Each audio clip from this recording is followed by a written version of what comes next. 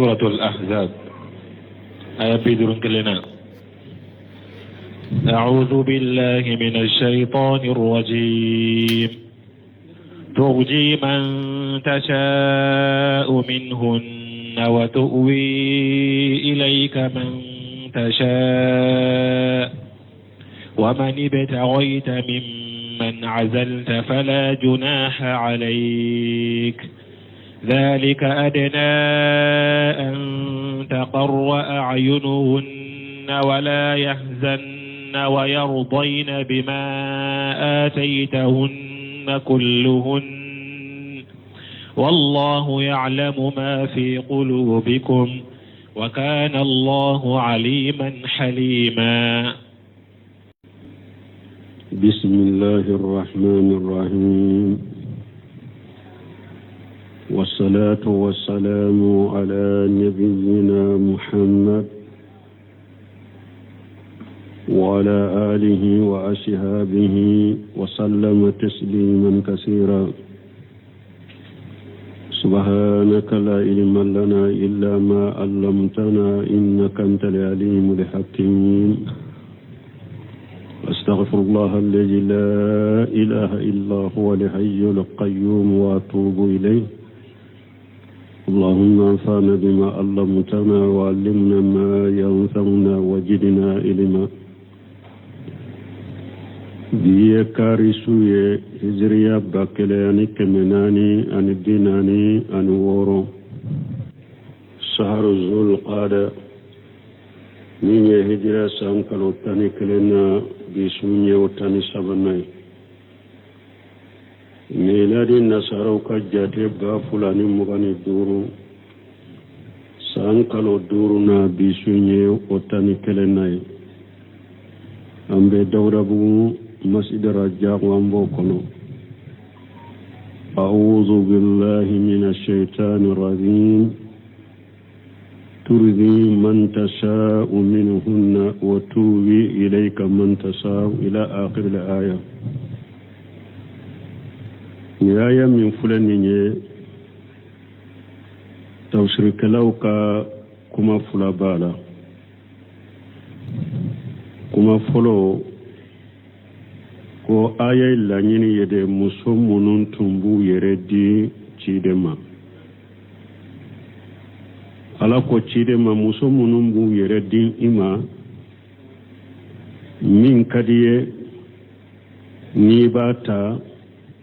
ikata min tali mandiye ibo bise ko obila ikanota ko aya lañini yo ode do ko ay ni aya jigna ciden ka furmuso kibariya de la alama su don tilale ama wajibiya ciden ka lañini ye ka muso wula akade ka shimin fe don me shi ofe hari na ya soro turu be mina ni itafe ka shi ofe o doyin to kofe iba fe kasi min fe ikasi ofe tilali ika muso ni nyogon jama wajiba eka akadi eka min don ya haru ya ka don wore kono ake akadi min don te nibe aka adon telia kashiafe okay nin kuma fula debe aya inna turzi man tasau minhunna mogo ka kibariya ya garuya ula min yijiya wa tuwi ilayka man tasau ikam mogo fara ayireka ka kotele ya kana ima min yijiya wa man bitaghaita mimman ajalita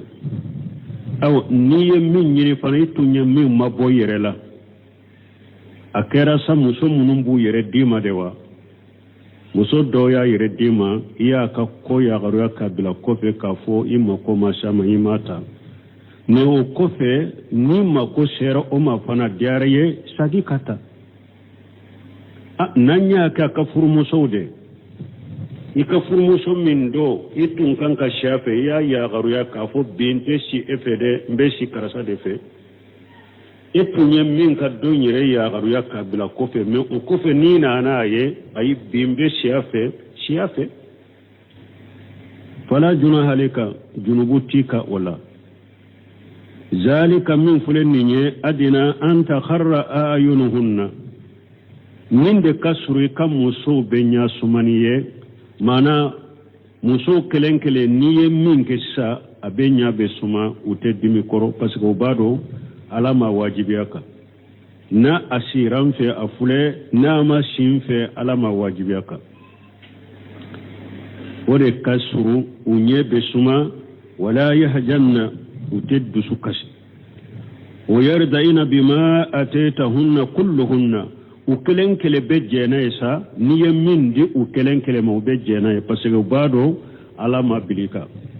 على يبليكا سوادلا والله يعلم ما في قلوبكم أو من بعد سكون كنو حكي وديلا أو على بفندو من بعد سكون كنو من بعد سكون كنو على بودو وكان الله عليما حليما ala ye doni masade aka doni kosode ni aya ka kiru ke kaka nyamarka unke aye ninke aye nimbila aka munyu kosode ala soso be kala soso be ala soso ala te janga kata teliya ka jibuka qari taqaddama anni aisha radiyallahu anha nando nay bun kasiri ka tafsirila ako anya fo kofe كابوان باشيت بولولا كجي كابوما أنها كانت تؤير النساء اللاتي وهبن أنفسهن لرسول الله صلى الله عليه وسلم أن يأفو حديثا لا درسوا التمنى أن باشيت كوكوالي تنبي موسو جلاجي موسو منبو يردي تيدم قالت أن باشيت كو ألا تستهي المرأة أن تعرض نفسها بغير صداق أقول التنباف يا لمسو اتمالو يا كاسامي اكي يرد تاكي يرد مغوما كاسر فرونا فروتبو أقول تمامي علي ننفو فأنجل الله عز وجل علي آية جيبي مسامين كبا قرطة لن ترجي من تساو منهن وتوي إليك من تساو wala ne ayat jigi ko muso munun bu yere dima min kadi atta min tali mandiye attoy ko ne ayat jigi na kata ayat laba qala tambayshatu ko inni ara rabbaka yushari'u laka fi hawaka ko ale ko cide man ne ettigi alaye abetteleya ka innin dumo kon beke fadalla haja ala anna al murada bi qawlihi ni yeddelu la yiranna kulla nyini ni alaka kumaye turji ay tuaqiru makonunike muso makonunike man tasaw makonunike muso ikaka ko bila kofe minni dia minhunna muso nununa ni mbayiranna ko min fulen ni nyella nyine munye ay minal wahibat muso munumbu yeredi cidema mana ambashi tuka kuma min fulen ni nimbe delula iranna kunni aya jigina musoude ka kibarela munun tumbu yere di cidema wa tuwi ilayka man tasaw ay man shiita qabalitaha wa man shiita ardalitaha mana musumunun bu yere di ima musumin kadiye ikata umina ikota a na kadiye kamin sagi fana osagi ومن أردتها فأنت فيها أيضا بالخيار هل ني من سجفنا إبك سوالا تغني وفنك كبار يلا بعد ذلك أسجلي كفه إبك سوالا إن شئت ودت فيها فأويتها هل أسجلي كفه نا كديه أو إبي ساجي كتا هل ني إتوني من بلا كساجي نيماتا hari asagelin kofe fana ibi kaswala na kade ikata sagi kata bashitika wali haja qala ninde koso alako o mani be taqaita mimman ajrita fala junaha alayka niye min nyini iye munum maboyirela niye mun nyini ola iba fe kata bashitika junubutika ikata wa qala akharuna دونك بغا وريوكو بل المراد بقوله ترجي من تساو من هنا الآية دونك بغا وريوكو كن آية لنيني يموني كتا آية لبما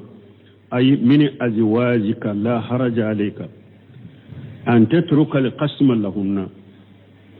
دونك بغا وريوكو كن آية لنيني يتشيدن كفرم سودي جنوبتك هري اوا دون تلالي ني مسومين كا دون توي نيما شافي سيرا مسوره فيك مسولا جنوبتلا فتقدم من شئت وتوقر من شئت مسومين دون كديه ودون تلي كا شافي مسومين نيتا في كا شافي دومي ادون يا غرويا نينجا وتجامع من شئت وتترك من شئت musommin kadi o kafo nyogonya musommin kafo nyogonya mande domi wotoy ko ni nyaayira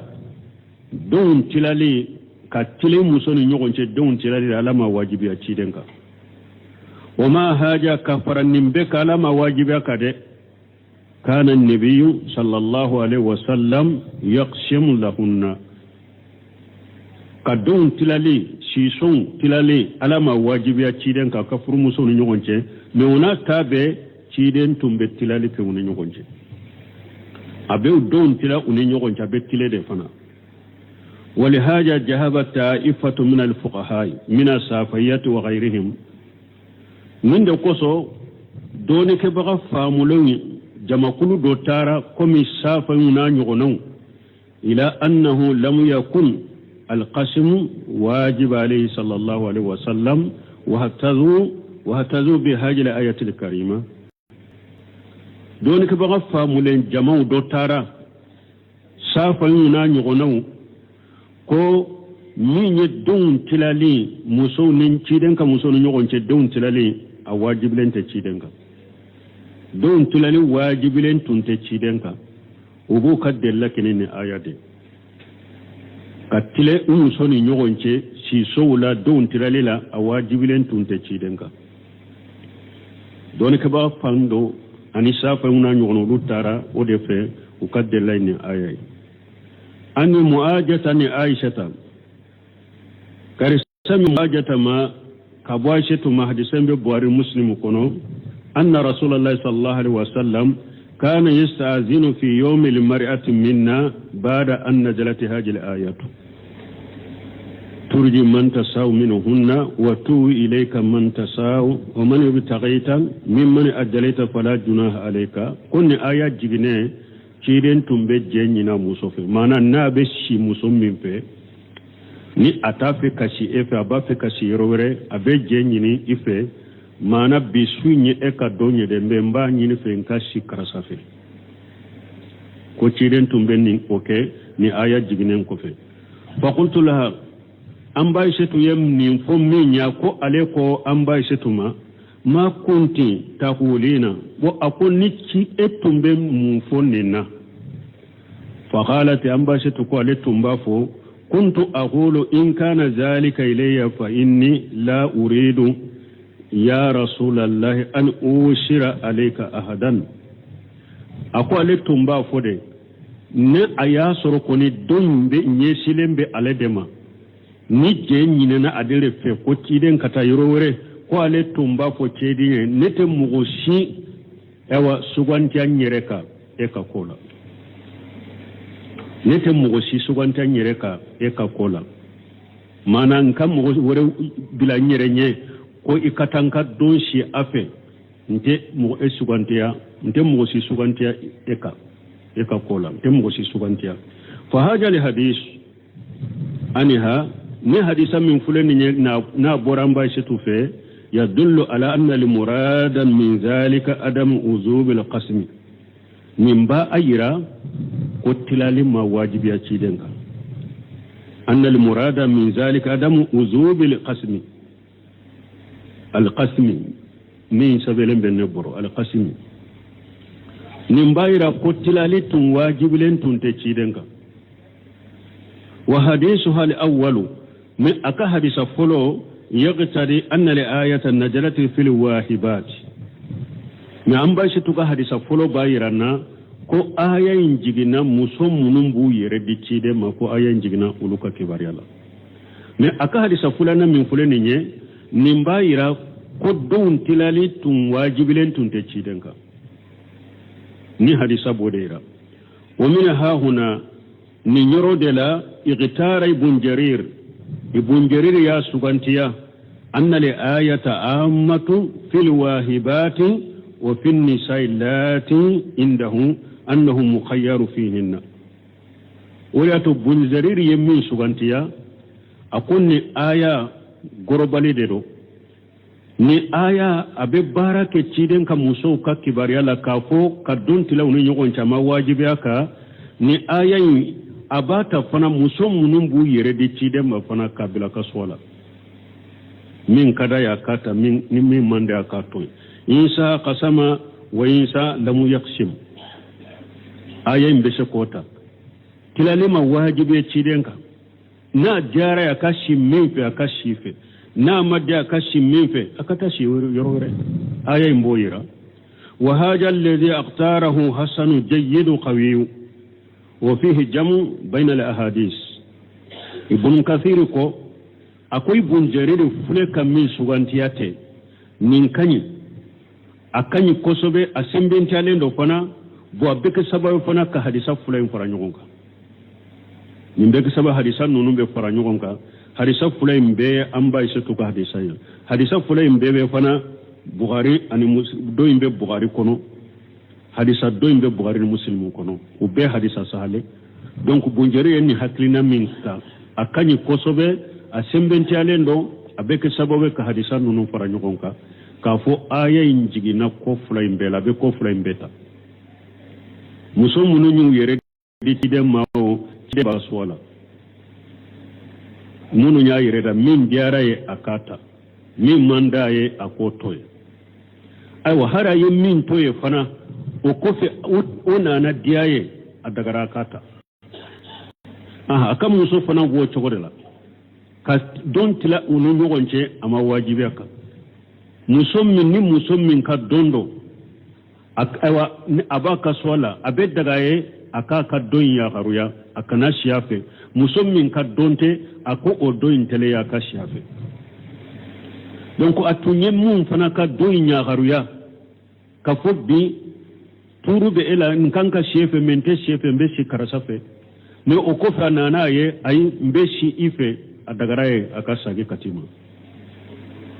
nimbe dagara ci de sallallahu alaihi wasallam donc ibn jarir ko aya mbu fula beta munu ñu yere di ci de mare abaka suwala wala aka muso fana don ci lali abaka suwala wala ako aya mbu fula de beta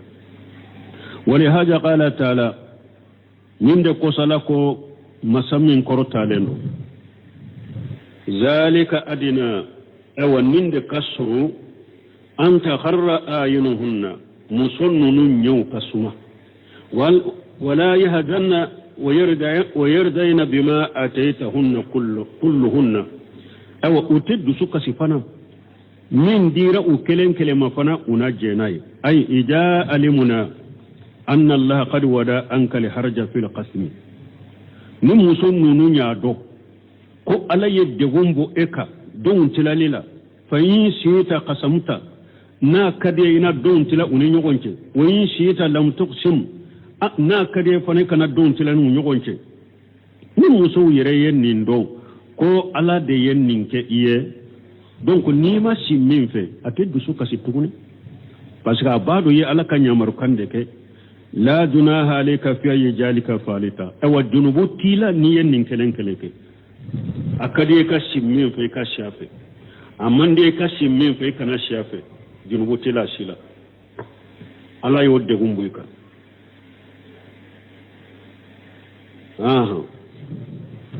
فلا جناح عليك في أي شيء في أي ذلك فعلت ثم ما هذا ما كفر بك إن يقسم لهن اختيارا منك من أي ريت تلاليك ونيغن تني يرك سوي باشتك ولا لا أنه على سبيل الوجوب ما أتكم كوني على واجبك ni yere koni ye tilali kuni nyogonche ka tilew ni ɲɔgɔn cɛ o y'i yɛrɛ ka suwa ye ala kɔni m'o wajibi kan farihanna bizalika wa sabsiranna bihi donc u bɛ nisɔndiya n'u yɛrɛ y'a dɔn k'a fɔ tilali b'i ka suwa de la ka tilali kɛ ni ɲɔgɔn cɛ a b'i ka suwa de la wajibilen t'i kan ni musow ye nin dɔn u bɛ nisɔndiya ni nin ye wa hamalanna jamilaka fi jalika bon n'i ye ɲuman kɛ min ye o la n'i ye ɲuman kɛ min ye a b'i ka ɲuman in dɔn o la a b'a fɔ a ciden nana si ne fɛ bi n ka dɔn tɛ alhamdulillah ye ne suganti a bɛ nisɔndiya n'a ye don min fana ni min ka dɔn tɛ i y'o fana suwaji i taara si a fɛ a bɛ nisɔndiya n'a ye i ye ɲuman min k'a ye wa tarafanna bi minnatika u yɛrɛ bɛ bi minnatika alayhinna i ye fonnansiriya min kɛ o ye u yɛrɛ bɛ jɔnko ala fo ka jɛ n'a ye u yɛrɛ b'o fɔ a sira ne fɛ a ka fasamantiya de don n'a y'a tiɲɛ ala ma wajibiya kan ni sira min fana fɛ don min hali n'a dɔn tɛ a fana b'a dɔn i ye ɲuman dɔ k'a ye i ka ɲuman dɔ kɛra a kan fi qasmika lahunna u bɛ tilali min kɛ u ye wa taswiyatika bainahunna ani awa i y'u dala kelen ɲini min kɛ tilali la maana tilali ma wajibi e ka tile ni ɲɔgɔn cɛ mais ni e ye denw tilaw ni ɲɔgɔn cɛ ka tile u yɛrɛ b'a dɔn ye fonnansira de k'u kan yɛrɛ b'o dɔw ye ko i ye fonnansira de k'u kan i ye tilali min kɛ u ni ɲɔgɔn cɛ ani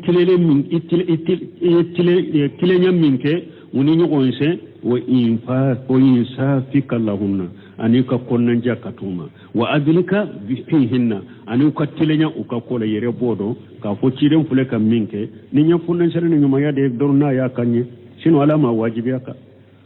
wala ala ma tilenya wajibi kan mais o n'a ta bɛ ciden tile la o ciden ka muso a ye tileli min kɛ tilali la ka sɔrɔ ala ma wajibiya kan o b'a yira ciden ka musow yɛrɛ bɛ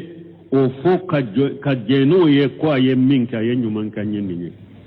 ala ma bilan kan mais a tilela ka kɔnnandiya ka ɲɛ ka tile an ni ɲɔgɔn cɛ o bɛ diya u ye wa qawluhu n'a ko wallahu ya'lamu ma fi qulubikum min b'aw dusukun kɔnɔ ala b'a dɔn ay minal mayli ila badihinna duna badi jɛngɛ min ni wa mileli min b'aw dusukun kɔnɔ ka taa muso dɔ ma ka bɔ muso dɔ la ka taa muso dɔ ma ka mile ka taa muso dɔ ma ka muso dɔ to yen o mileli min n'o jɛngɛ min b'aw dusukun kɔnɔ ala b'o dɔn mimma la yumkin dafuhu o mileli min ni o jɛngɛ min b'aw dusukun kɔnɔ ka taa muso dɔ ma ka dɔ to min ni e tɛ se ko ɲɔni se ko t'o la baasi t'i ka o la ala b'o dɔn ala t'aw minɛ n'o ye o de y'a to ciden sallallahu alaihi wasallam tilali ma wajibiya kan mais a yɛrɛ ka fonnansiriya ciden tun bɛ tila ka muso ni ɲɔgɔn cɛ denw tilali la de a b'a fɔ allahumma haja qasmi mimma amluku la talumuni fima anta tamluku wala amluku ni ciden ye tilali fɛn min tila ka muso ni ɲɔgɔn cɛ ka tile ou bien a ye su denw tilaw ni ɲɔgɔn cɛ a tilela awa a b'a fɔ ala nin de ne ka tilali ye n seko bɛ min na n seko bɛ min na k'a kɛ n ka tilali la o ye nin de ka nin minɛ ni fɛn ye min n'a maralen bɛ e ala de bolo o maralen tɛ ne bolo ka nin minɛ n'o ye o ye mun ye dusukun milali o de y'a to ala y'o fɔ a ye wɛrɛ kɔnɔ walan tastati'u an ta'dilu bayna an-nisa'i walau harastum ala ko aw tɛ se ka tila ka muso ni ɲɔgɔn cɛ hari n'a yɛrɛ y'o kanu a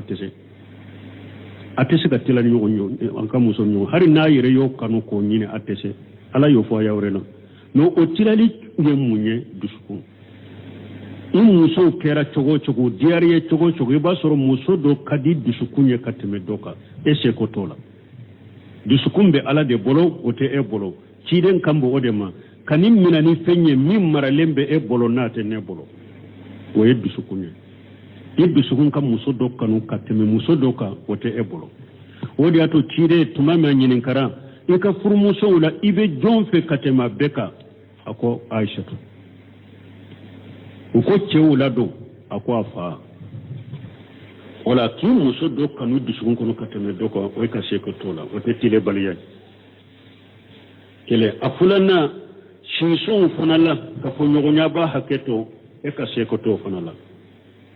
muso kanu be ɲɔgɔn ye dusukun kɔnɔ cogo min u ka kafoɲɔgɔnya fana bɛ caya ɲɔgɔn ye o la kɛlɛ a filanan muso ka labɛn cogo tɛ kelen ye muso dɔ ka dɔ a labɛnnen dɔ labɛn cogo min b'a bolo ani dɔw bɛ a mako t'a yɛrɛ la k'o kɛlɛw tɛ ani muso min ni donna ka don dɔ a bɛ kuma ɲuman ni majigi min don nɔgɔya min yiri i ma ani a bɛ ɲumanya min yira i la o lahala ani muso min ni donna ka surunci ni mankan ni kɛlɛmisɛn caman olu ka fɔ ɲɔgɔnya tɛ se ka kɛ kɛlɛ ye donc o ko sugu n'a ɲɔgɔnna mɔgɔ ka se ko t'o la mais i kana dabɔ a kama de kana dabɔ a kama de ka dilan tigɛ dɔw la k'a sɔrɔ a mako bɛɛ la e mako bɛɛ la ka dabɔ a kama ka tɔɔrɔ o de man ɲi wala mais ka dɔ kanu ka tɛmɛ dɔw ka se ko t'o la dɔw ka fɔ ɲɔgɔnya ka caya ka tɛmɛ dɔw ka se ko t'o la n'i ma dabɔ a kama a tɔɲali kama donc ninnu ye ko de o tɛ hadamaden bolo ninnu bɛ ala de bolo o de y'a to ala ko min b'aw dusukun kɔnɔ ni dusukun bɛ miiri ka taa muso dɔw ma ka dɔ to min aw tɛ se k'o ɲɔni ala b'o dɔn ala ta mina n'o ye wa kana allahu alima awa ala ye dɔɔni masa de ay bidama'ir sara'ir mana gundona kon ala bɛ gundo b'aw dusukun kɔnɔ ala b'a bɛɛ dɔn haliman yahlim wa yaghfiru awa ala ye muɲu masa de i bɛ junubu kɛ ala bɛ muɲu i kɔrɔ a tɛ i janga ka taa o yɔrɔnin bɛɛ ewa junubu yafa masa de do fana bi suturu junubu ina fana i bɛna bɔ a la a tɛ janga ka taa teliya ka jigi kan ala ye muɲu masa ye لا يحل لك النساء من بعد ولا أن تبدل بهن من أزواج من أزواج ولو أعجبك حسنهن إلا ما ملكت يمينك وكان الله على كل شيء رقيبا ni aya fana ye ala ka barika da ye ala ye barika dali min kɛ ciden ka musow ye parce que ala ye masa min ye sakuru ni ye ɲuman kɛ ala ye dɔrɔn a b'i ka ɲuman dɔ i ye de ka sara tuma min ala ko ciden k'a ka furumusow dɔw ka suwa la ni diɲɛ de ka d'a ye ani diɲɛ ka masiri a kana ciden k'a bila cogo ɲuman na a ka taa furu mɔgɔ wɛrɛ ma ni ciden y'a bila k'a da banna a bɛ taa furu mɔgɔ wɛrɛ ma diɲɛ bɛ minnu bolo ciden tɛ diɲɛ den ye ni muso min fana bɛ ala de fɛ i bɛ ciden fɛ i bɛ lahara fɛ ciden bɛ degun min na i ka muɲu ka sabali ka fara kan i ka degun mun ye a nɔfɛ tuma min nin kɛra ciden ka muso si tɛ min ye diɲɛ sugantiya a si ma diɲɛ sugantiya muso kelen t'o la muso kɔnɔntɔn kelen t'o la min ye diɲɛ sugantiya ka diɲɛ masiri sugantiya bɛɛ ko an bɛ ala de fɛ an bɛ ciden de fɛ an bɛ lahara de fɛ tuma min u y'o kɛ ala fana ye u sara k'u ka ɲuman dɔw ye k'u barikada ala ko ciden ma la yahillu laka nisa'u min ba'du awa a ko muso wɛrɛ furuli tɛ dagaye fana ye muso minnu b'i bolo ni ninnu tɛ muso wɛrɛ furuli tɛ dagaye fana ye dɛ kana muso wɛrɛ fara ninnu kan nin ye ala fana ka sarali ye ka taa ciden ka muso ma k'u barikada kana muso wɛrɛ fara ninnu kan dɛ kana muso wɛrɛ furu ka fara u kan k'u hakili sigi ka bɔ sinamusoya ma kɛlɛ filanan wala min ba'du an y'o fɔ la yahillu laka nisa'u min ba'du awa nin kɔfɛ muso tɛ dagaye de minnu bɛ bolo ni ninnu tɛ ninnu kɔfɛ muso wɛrɛ furuli tɛ dagaye ka furu ka fara u kan kɛlɛ wala an tatabaddala bihinna min azwaj filanan kana kelen falen muso wɛrɛ la maana ka dɔ bila n'o la o tɛ kɛ dɛ abdurahmani sadi ko a ko a bɛ komi ala ye ciden ka furumuso hakili sigi ka bɔ fɛn fila la o fɛn fila a dɔ la kelen bɛ muso degun ka sinamuso fara i kan a y'o hakili sigi ka bɔ o la muso wɛrɛ tɛ fara u kan sinamuso tɛ fara u kan filanan muso bɛ siran nche kana muso wore na yi be nya ba fo na be ne bila ko fu awa ku te bila fana de ko bila ko dola kelen bila fana ko be muso wore furo fana te kede ikano fana ke donc aye ci den ka furo muso hakkili sigi ka bo fen fulala sina muso ya u hakken min be ci den bolo doro abanna sina muso kura wore te faruka kele afulana u hakken min be ci den bolo kelente bila u hakkili sigi na ka bo bila lima walau ajabaka husnuhunna mana ikana u kana kelen shi bila wula ku ba fale muso wore har na ya suru o muso wore ceni ana nyuma yayi kawa ko chogo ya muso wore ceni na awa nyalen nyuma yayi kawa ko chogo ate daga kan nunun dola kele bila ku ba furu ko te daga ye illa ma malakati yaminuka mun be daga ye kafara ni muso ka ibolo ye jom muso mimra kelela jahadu la nye je muso min koni sori bolo je muso min mara ibe se ka je ono fe ka fara ni muso ka parce que do muso ka fara ka muso furule unka o tora ka no muso ka o degun kan no muso ka kateme sina muso ka parce que je muso kan ano te dala kenye donte ano che ika jo muso ni domin diare rebete siape ni domin madjae don tilate anika horo muso ce ika muso furulenje donc jo muso ka tora kanuka ka teme sina muso ka donc ako jo muso ko ni bese ko maraka faruka wa kana allah ala kulli shay'in raqiba aw ala yefembe korosili bagade ala be fembe korosili mun kasir ko chogoriya ako zakara khairu wahid min al ulama أقوم مغو يافو هر مغو كلنت دونك بغولا أن هذه الآية نجلت مجاجات لأزواج النبي صلى الله عليه وسلم ورضي عنهن قو مغو يافو دونك بغو هر مغو كلنت كن آية جغنا دي كتيرين كفرموسو كوسرا ألاك تنوبي تنونا كسبي تيرين كا دونك ألا جنن دو تيرين كفرموسو كرون ni aya nana ku sarade ala husni sani'ihinna fi ikhtiyarihinna Allah wa rasulahu wa dara al-akhirata uyen nyumam minke kala sugantiya kaciden sugantiya kala gara sugantiya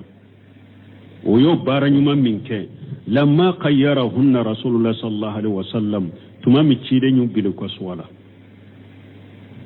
jiya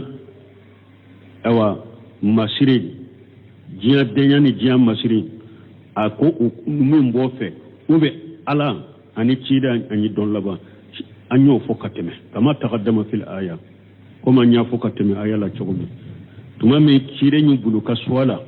falamma qtaranna rasulullah sallallahu alaihi wasallam tuma mu ye cide sugantiya ye ala sugantiya ka cide sugantiya kala gara sugantiya kana jajawhunna anna allah ta'ala qassarahu alayhinna ukasara kera munya ala bolo ala ye ciden ka furun ayada ulula ka danke uluye wa harama alaiha ya tajawwaja bi ghairihinna aya haramu ya ciden ka kwa kana muso wore furu mintenin muso nonu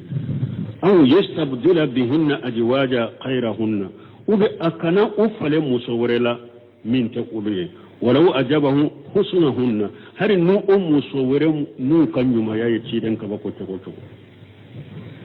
akana nim muso kononto ndola kelembila ko abo furu illa li imaa wa sarariya a fo jomuso munum mina kelela fala haraja alay fihinna junubute ciden na ko dola kelemmina kafara ka furu muso ka summa innahu ta'ala arafa anhu li hajara fi jalika me o kofe ala nana degumbo ciden kan ni aya fana law ko ni aya fana min fulani ni ala ya haramu ya ciden ka akana muso wore furu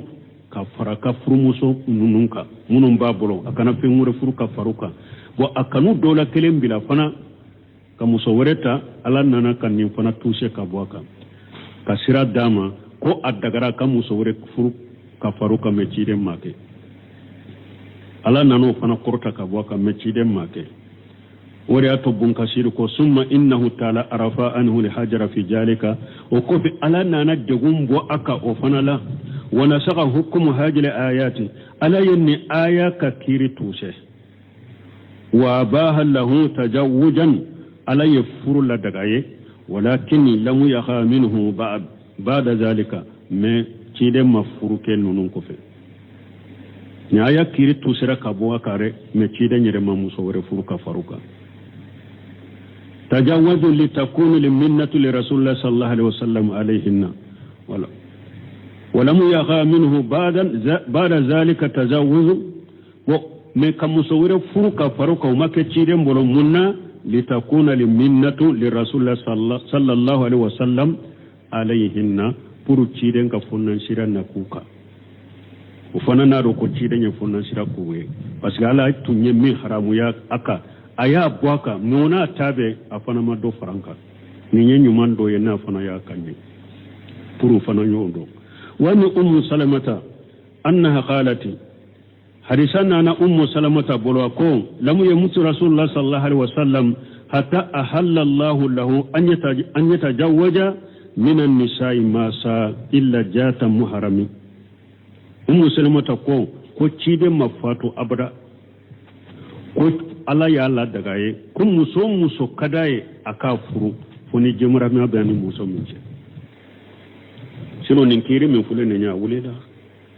وذلك قول الله تعالى أقوى أنا ككماي ترجي من تساء منهن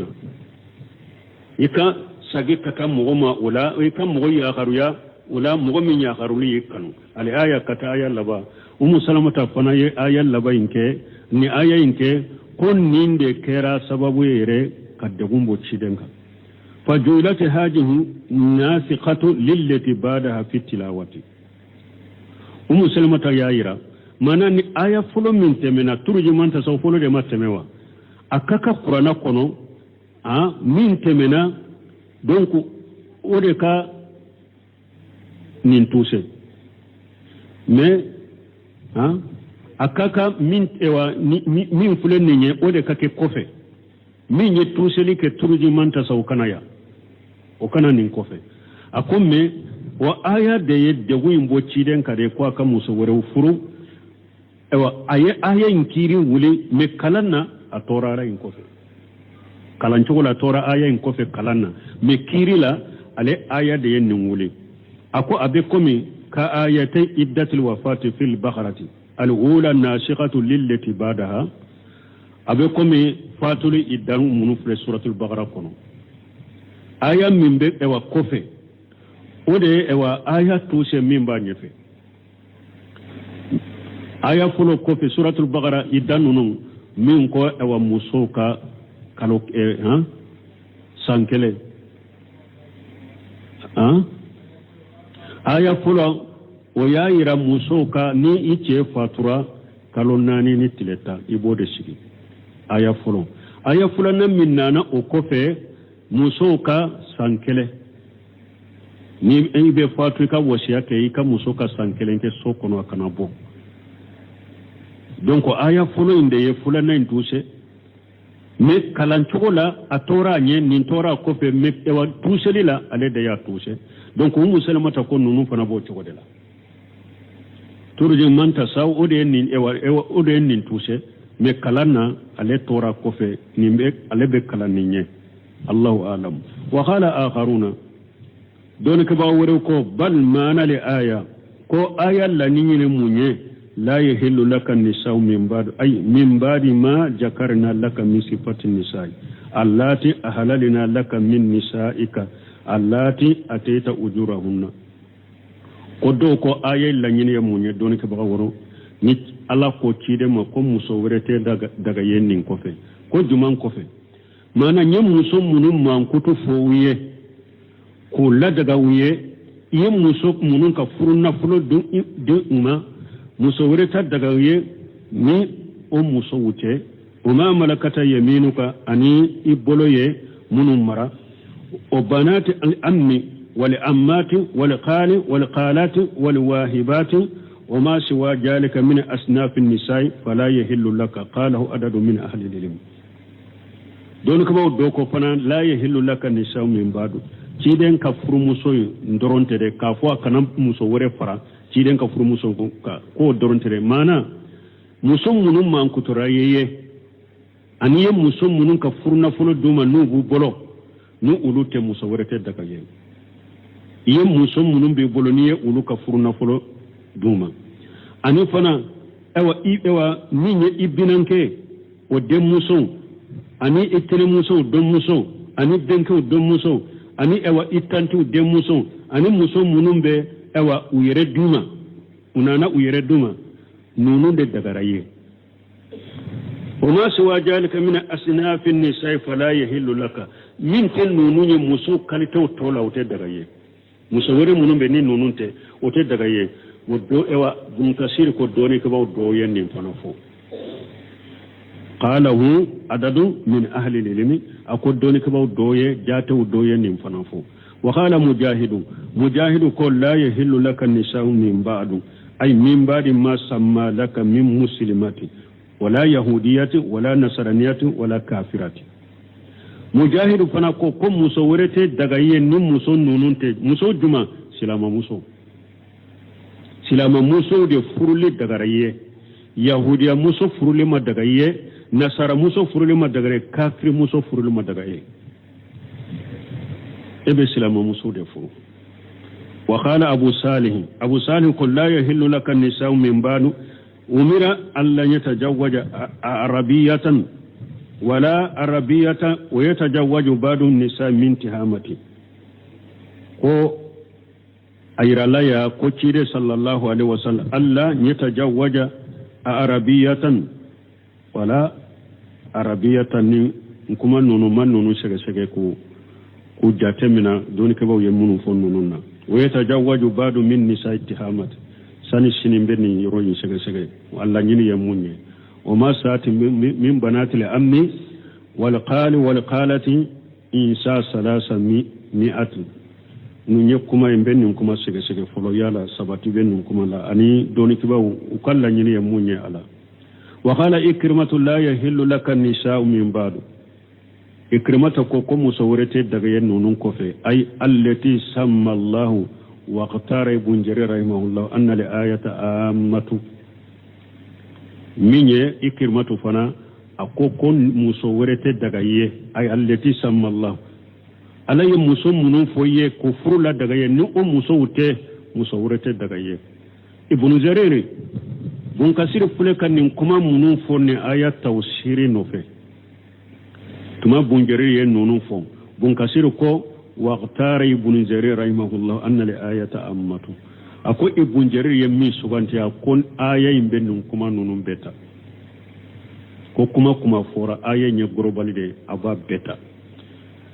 famin man zukira min asnafin nisa'i wa fi nisa'i lawati fi ismatihinna abe mugula alay musummunun la halafo ani musummunun be ciden ka furula wa kunna tisya musokkonun tede tundo wa hajal leji qalahu jayyidu bunjare konni aya ya amude